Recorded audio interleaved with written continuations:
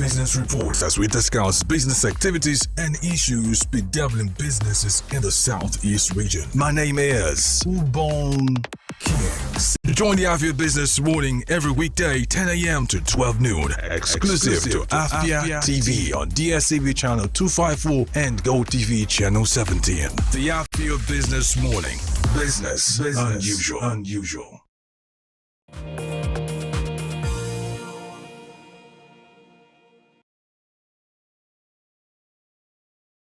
It's good to have you join us on this special edition of the Afia Business Morning. And yes, indeed, it's the first day of January 2025. So permit me to say this officially.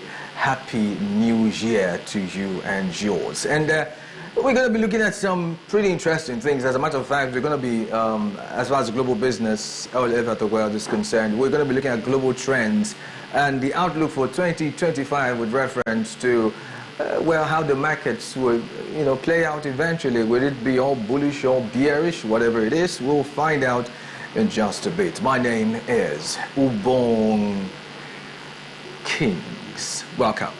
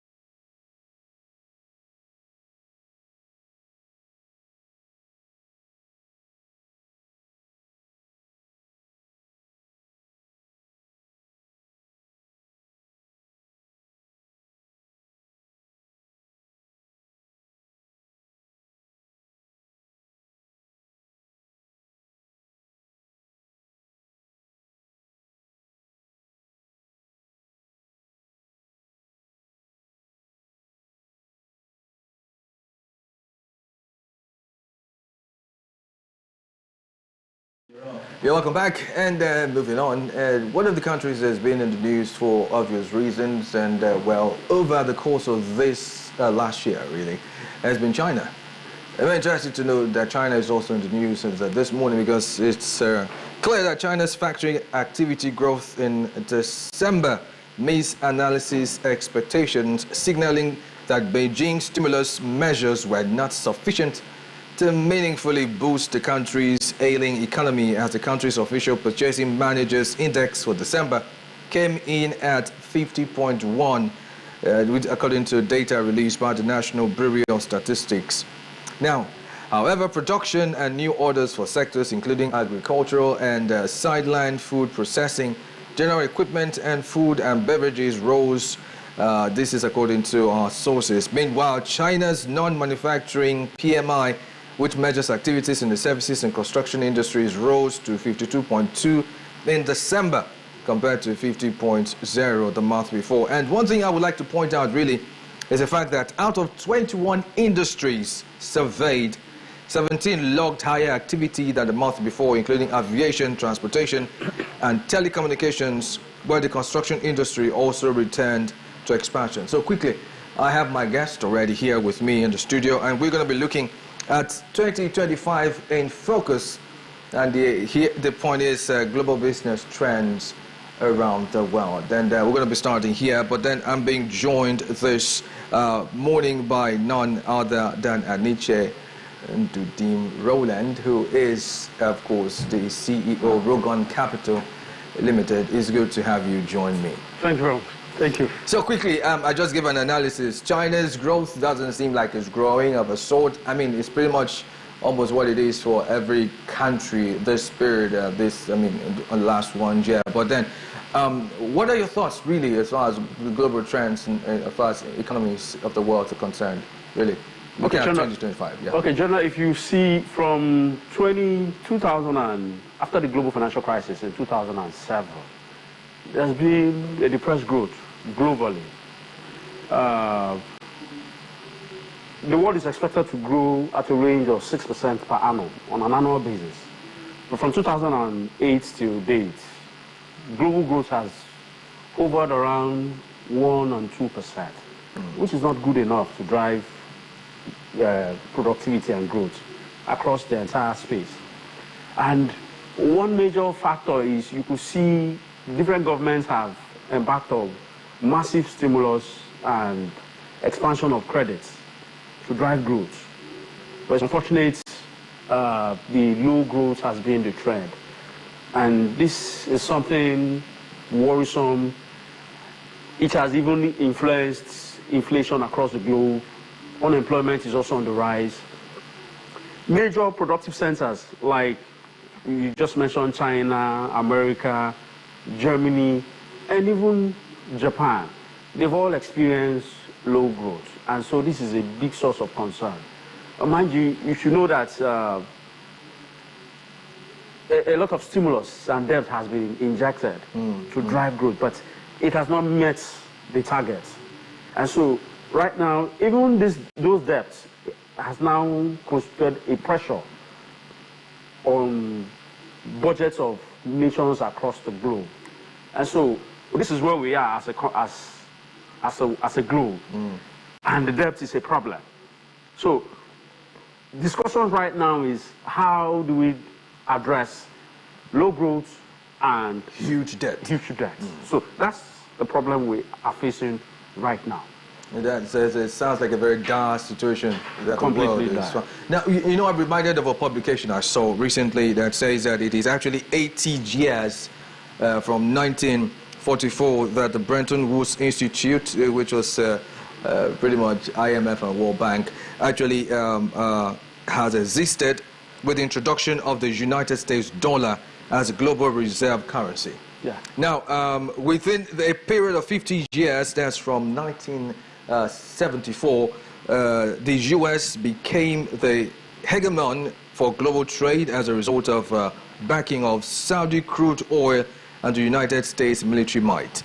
Now, this sounds like, if you're reading this from, it may sound like history to us. A lot of persons cannot apply this to current realities. But then something else comes into light. The fact that the question now comes, is the world not long overdue for a new global monetary system amidst the rise of new trading blocks and superpowers emergence from the Web3 technology? Let's talk about that, really. Okay. I mean, are we not going to see a movement from the traditional systems to something different? Okay, you see, we just talked about low growth. Yes. High unemployment, high debt. And so the question is this system broken? Is it not working? So there needs to be a paradigm shift so as we can drive growth again for global prosperity. And so that's what the question about the current global monetary system is long overdue and due for change. Let's go back to even history further. Global empires of Holland, Spain, France, UK, and America. They've enjoyed a global hegemon for an average of 80 years. And within those periods, these countries had heavy, huge gold bullions to dictate global trade. America has the highest gold deposits of 8,000 tons. And so the rule is whoever has the gold dictates the pace of global monetary policy. So and currently, what we have right now, you could see moves by America and Europe, which are basically the biggest allies, making fundamental changes in the economy. Now, the fulcrum of every global monetary order is the payment system. Yeah. It's the payment system, which is key. And if we look at it very well, the payment system which we're operating right now was started way back 1973, which is the SWIFT, which connects all central banks and financial institutions across the globe. 1973 is over 50 years now. And with the explosion of Web3 technology, which we all call the fourth industrial revolution, right, there has been deliberate changes into the payment system with the use of blockchain technology. With the use of blockchain technology. And so you will see countries like the UK passing crypto assets, Marketing Crypto Assets Act. The UK passed theirs last year. President Biden passed and signed an executive order last year, Executive Order 14067, on research into digital assets and use of cryptocurrencies. So you could see changes by these countries, deliberate changes by these countries to upgrade the global payment system. As we speak, even SWIFT, Society for Worldwide Interbank Financial Telecommunications, they've also upgraded their payment systems with blockchain as a base. It's curious to even find out that even President-elect Donald Trump made a statement that he's going to make America the crypto capital of the world with the use of blockchain. That's a profound statement. He has even gone ahead to nominate a Treasury Secretary, Scott Bessent, who is also crypto-friendly. Paul Atkins, the Secretary of Securities Exchange Commission, is also crypto-friendly. An advisor on AI and crypto in the person of David Sachs. These are all crypto-friendly individuals, and you could see there's a move towards adopting blockchain. There's a deliberate move towards adopting blockchain as a payment solution. The old traditional payment system is outdated, very slow, very expensive. You can imagine you're transferring $100, maybe in Nigeria, to the US. You pay an average of $7 as fees. But with the blockchain, you're paying less than a cent. And so this disruptive technology is innovative and is meant to change the global landscape. Let's go back to even 1990 when America introduced the internet. We could see how the world changed completely. You have Google, Alphabet, Netflix, Amazon, they all came out and as a huge powerhouse and all internet based. So it's the same thing they're going to adopt with blockchain as a payment solution to reduce frictions in payments, fees in payment, that can even drive growth.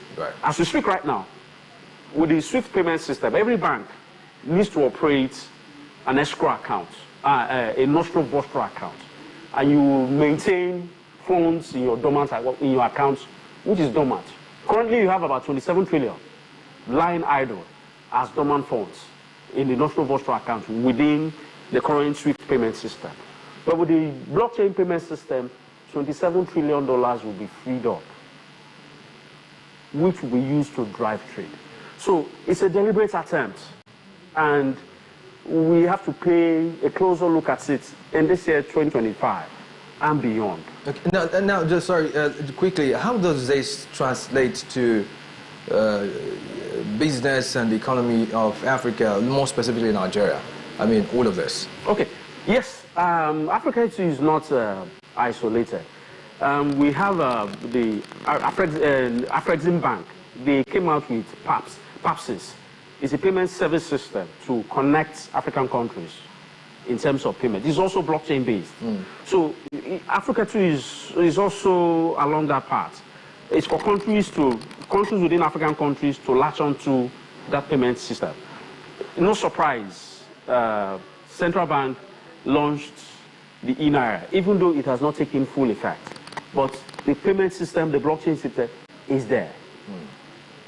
What is just required is just a plug-in of the central bank and most Nigerian banks, and everybody's keyed into the new system. So most people are not really aware of what's going on, but these are moves going on the ground. And so that it doesn't come as a surprise. Hey, what's happening?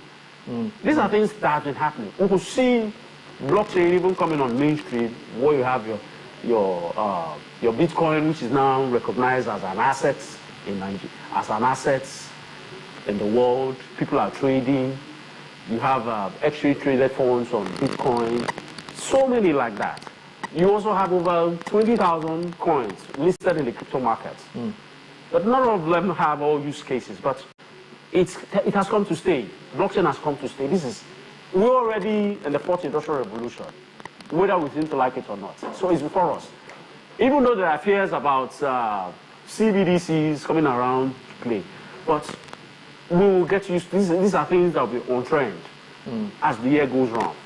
All right. Okay, now quickly, so in a nutshell, do you think that 2025 would pretty much look brighter? Is it brighter economically for the world and Africa and Nigeria more specifically? Okay, I will not tell you it's going to be a smooth sail. There'll be ups and downs. There'll be booms, there'll be busts. Yeah. Most times, major changes like this, you tend to find a major shock in the entire global system. Is either a major war or a major financial crisis that will trigger a change to this paradigm shift. Let's go back.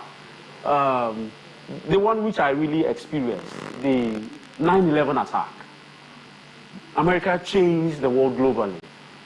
Anti-money laundering laws were introduced.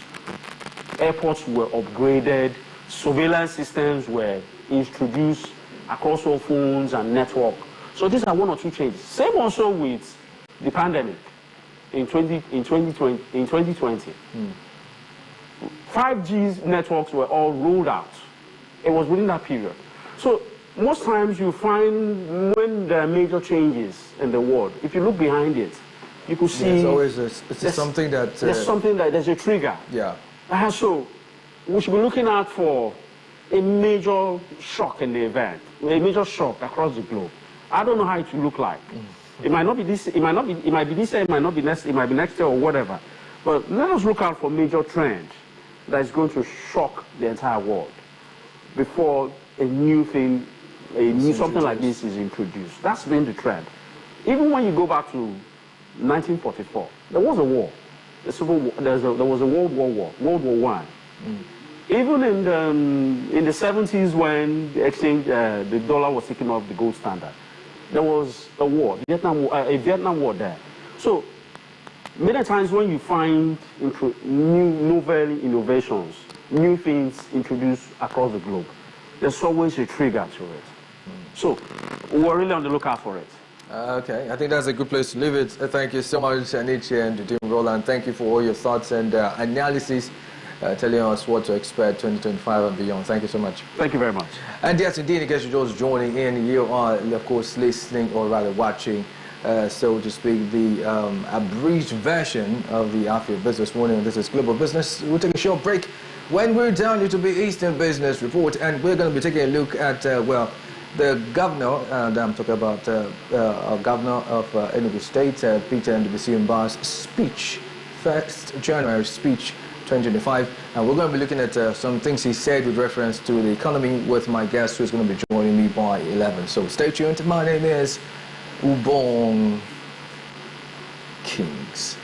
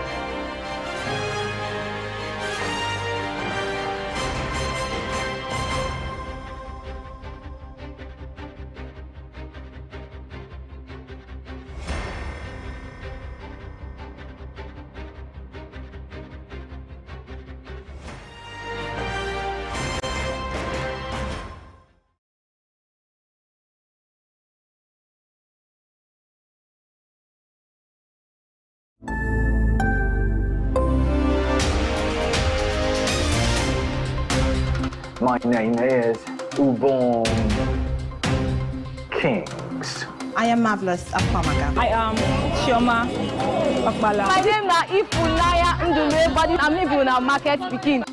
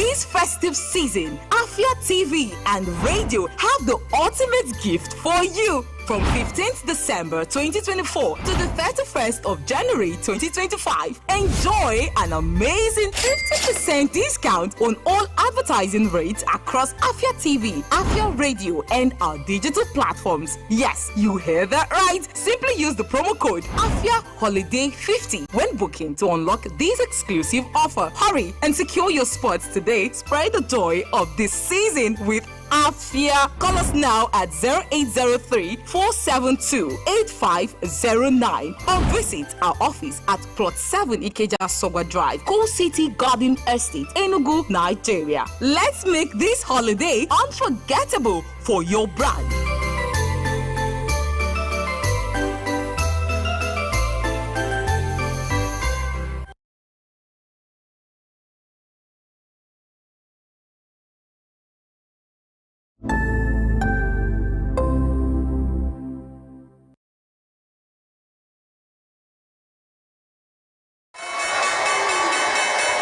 The Afia Business Morning.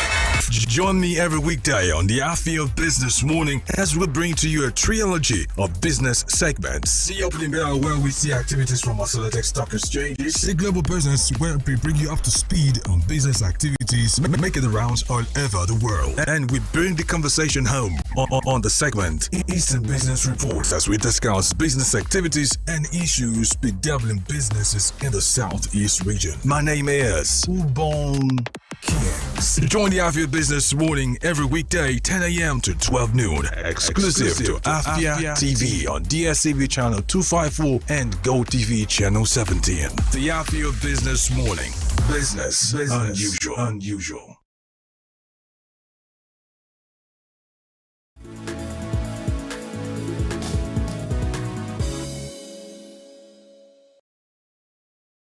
You're watching the Afia Business Morning and of course, our abridged version of the Afia Business Morning. Welcome to the Eastern Business Report, and here we're going to be looking at issues and policies affecting businesses and the economy of the Southeastern region of Nigeria. It usually comes right after Global Business, right here on the Afia Business Morning. And on today's edition, we're going to be looking at 2025 and the way forward, with special reference to the retrospect of 2024. And, well, that's going to be the subject matter right here. And, just so you know, my name is Ubon Kings. You're welcome. And by the way, I'm being joined in the studio this morning by none other than Emmanuel Chime, who is a seasoned public affairs analyst, who is going to be discussing with us these issues right here. It's good to have you, Emmanuel. Welcome. Thank you very much, Ubon. Morning. Good morning. Happy New Year. Thank you. Yes, sir. Yes, sir. So first off, before we see anything, what are your thoughts for 2025, really, as far as the business space in the Southeast and Enugu states is concerned, really? Okay, Ubon. One is that it is better, it is safer to be that optimistic, than looking at the indices of what we witnessed prior to now.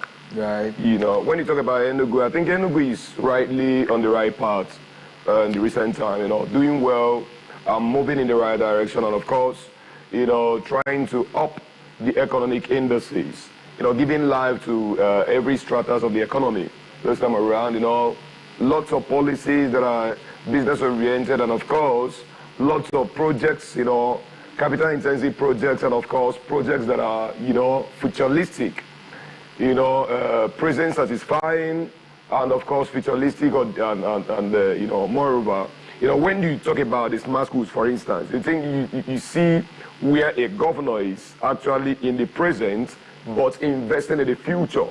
Well, maybe you may want to remember that over time, I keep talking about that as here on Afia TV, from time to time, making mention of saying, if I have my way, I will always talk about, I want to advise the government to leave this kind of conventional academic system that we've been running over the years, because it's not been helping, whereby people will go into the university, you will spend like your 4 years or 5 years or thereabout, and you leave the university only but to come out with a certificate, but without being employable, no skill.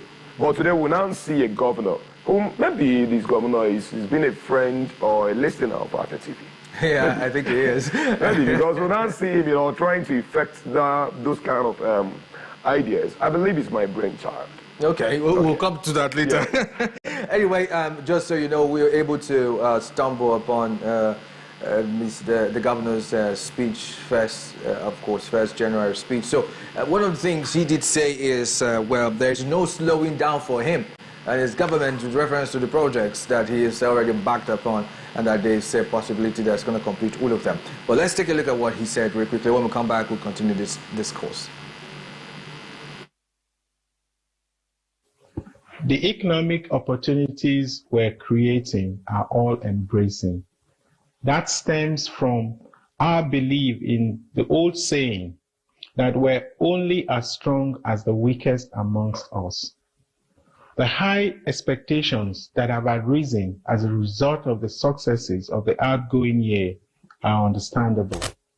We cannot afford to temper your expectations with excuses or by lowering our deliverables. So, as we behold the dawn of a new year, we can rest assured that there will be no tamping down on the social and economic re-engineering we have set off across Enugu State. The governor said it clearly, there's no slowing down, there's no cooling off. What are your thoughts, really? Yes, that's exactly, as at yesterday I was at Sunrise FM talking on radio.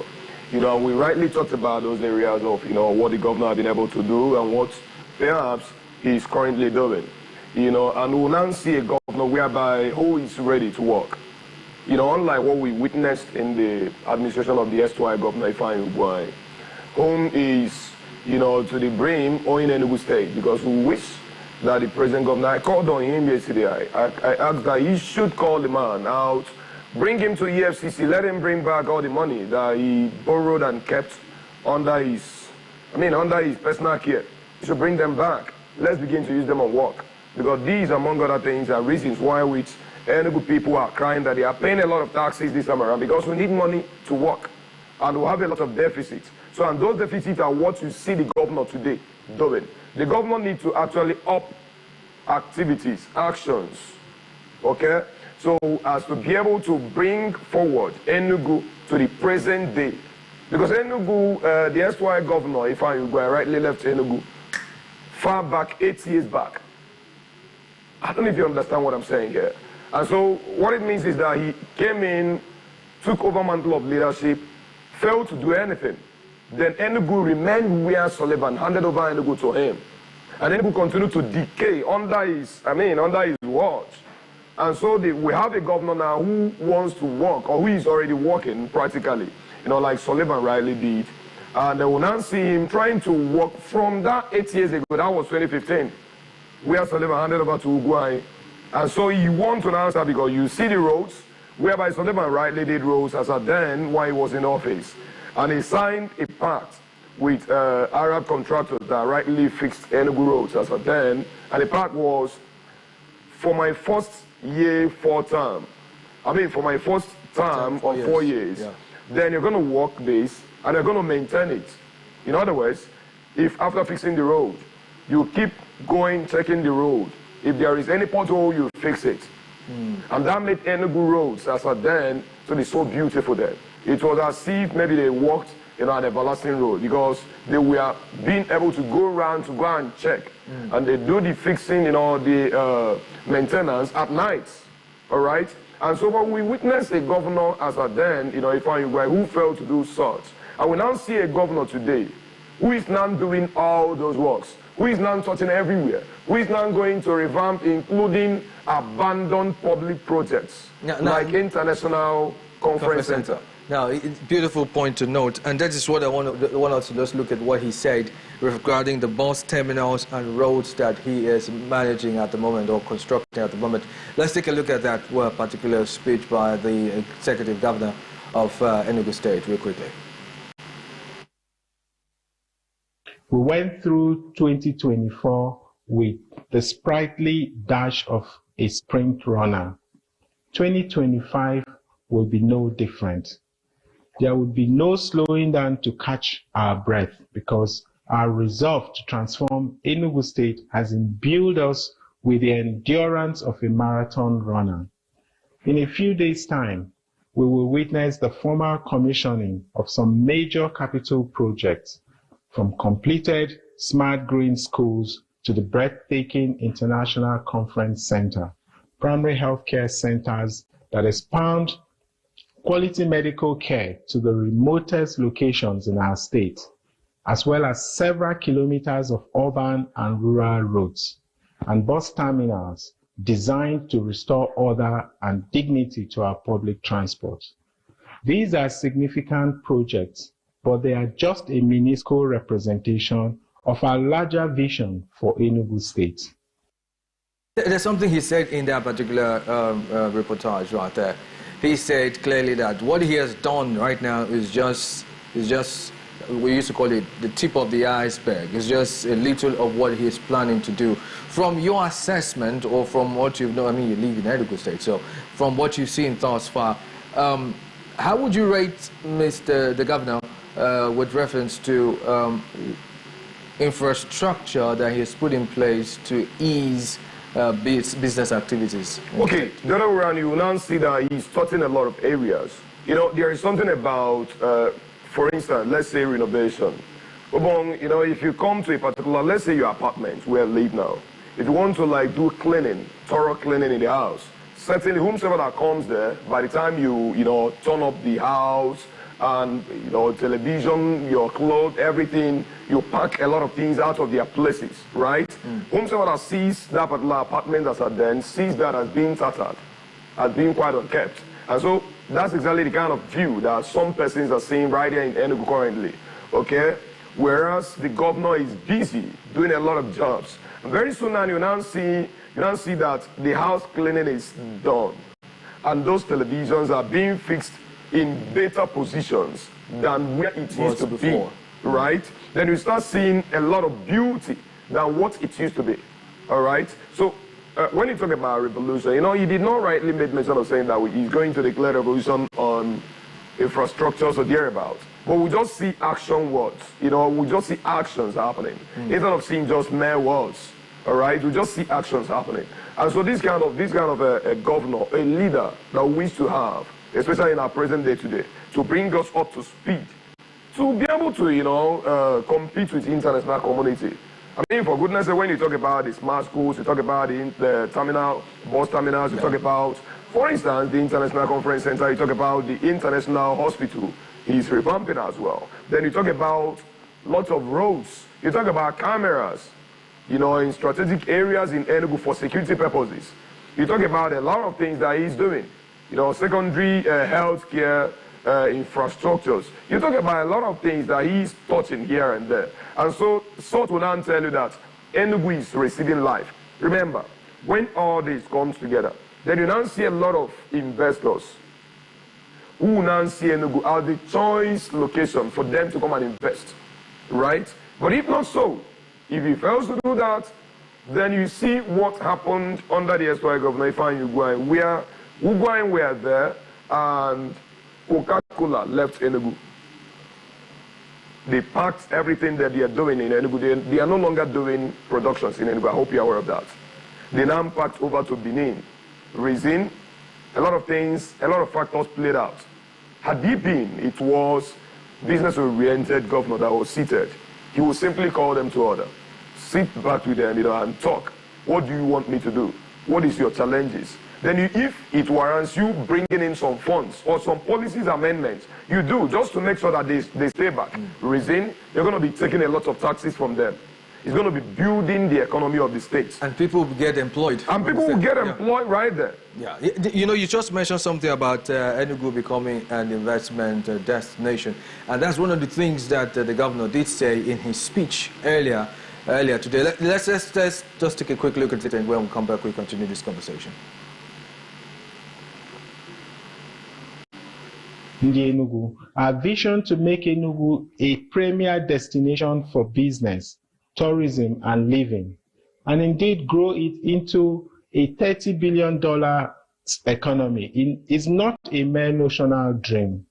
they gradually concretize as we continue to launch bold projects and ideas that meet the aspiration of sons and daughters of Enugu and the expectation of those who know its true potential. There you have it. He already clearly stated that there's a plan to make Enugu become the investment heaven in Nigeria. Now, from your point of view, all right, because we're going to wrap this up real quickly, if you were to put the governor of Enugu State specifically on a scale 1 to 10, where would you place him? Currently, we would say 7. He's doing brightly well. Okay. Yes, because he's not telling us stories. Yes, we are complaining that he's taking taxes, but we are seeing where these monies are being committed to. And as of yesterday, I got to understand very clear more that this governor have not been borrowing. But we had a governor, S2I governor, Afia, who borrowed the Enugu's future away that we are paying back now, without bringing in, including, what would I call the most inferior project, without bringing it in. But we now see a governor who is, undertaking a lot of capital-intensive projects without borrowing. For goodness sake, the governor is doing massively well. He's doing excessively well. And mind you, he has projected that by this year, he's going to be, bringing in Enugu is going to have their own aircraft. And so what does that tell you? For goodness sake, Enugu's name and glory is gradually coming back. All right? And this is the kind of a thing that we wish to have, time after time. Enugu, remember, is the hub of Southeast. All right? And so Enugu is not supposed to do less than what we are seeing today. And so for him to be, touching everywhere, giving life to everywhere, for goodness sake, this is exactly what we bargained for. This is exactly what we wish to see. And we wish to see more of that. Like I rightly said yesterday, I will say it again. The RS governor wanted to look at the area of security. Yes, group the other day, came up with an empirical analysis and said that Enugu is the safest in Southeast, and of course, they say that Anambra happens to be the worst. But the other way around, we should remember, my own self personally, I did have a plan projection to go into, agricultural practices, cultivation perhaps, but I have these fears because I have discussed with some of my guys who are in the field already, as a portfolio farmer, so the challenge there is that you go cultivate, then the next thing you're going to see is that they are going to use their cattle to come into the farm to come and destroy everything, and it's not going to be a very good one at all. It's not helping. And not just that, kidnapping is yet a thriving business in Enugu. Please do something about that, sir. Do very much something about that. We cannot continue to live with strangers whom we assume or whom appears to be totally from some time, we believe that they are from outside the country. But they will now come here and dominate us. And we are being gagged from protecting ourselves. But we are not yet being efficiently protected. That's not a good one. For instance, what Father Ibube Monso rightly complained about at Anambra, he said his colleague, a Reverend Father, we are being got kidnapped. And he said he involved the government of the state, Anambra. And the state, the police rightly said that they don't go into the bush. He said you have to now look out and go out of the state to go and meet another state governor who happens to be a friend of his, and secured his influence, who used his own gadgets to track these guys into the bush and now detected where they are. And he brought the report, gave to the police and said, please help and do something. He said he had given them 1 million naira for already. Now, but the police say that they cannot go into the bush. But you have taken 1 million naira. So the RS governor, we don't want to start seeing such a thing. Let our police be that proactive to do the job. Please. Please. And again, we have laws. Let our laws not be inferior to some kind of individuals. Why I say so is that I have a friend of mine, discussing this farming stuff with him. He's already in it. And so the guy rightly told me and said that where he's cultivating at airport area, he said there is a vast area of land that can come in there. But the problem there is that if you cultivate at night, these cattle will go in there to go and destroy them. He said that the cattle belong to most of the army chiefs there, military chiefs there, all right? And so let it not be as if there are people who are beyond the law. We already have a domesticated law in Nigeria, I mean in Enugu here, that prohibits open grazing. Please, let's activate the function of that particular law and let people go back to their farms to go and farm.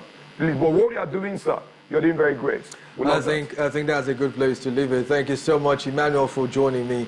Thank you for your time. Thank you, Kings. Well, in case you're just joining in, I dare say that this will be the size of the package on the Eastern Business Report here on the Afia Business Morning. You may want to be part of the conversation. Join us live right now on our YouTube channel, www.youtube.com/Afia Business. And while you're there, do well to hit the like button. Remember, you can subscribe, so be part of course, knowing exactly when we put up content, business-related content, on the Afia Business YouTube channel. And on that note, thank you once, twice, and a million more times. And let me say this again, Happy New Year to you. Up next, we'll be on Afia. My name is Ubong Kings. Good morning.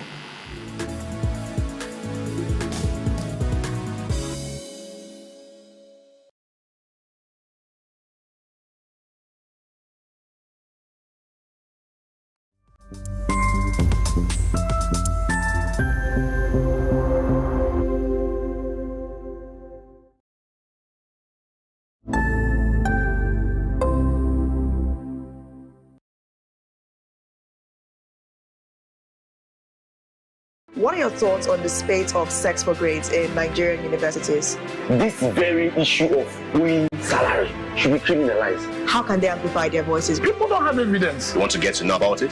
Have to stay tuned right here on Afia Morning Show to get the pulse and the feel of that.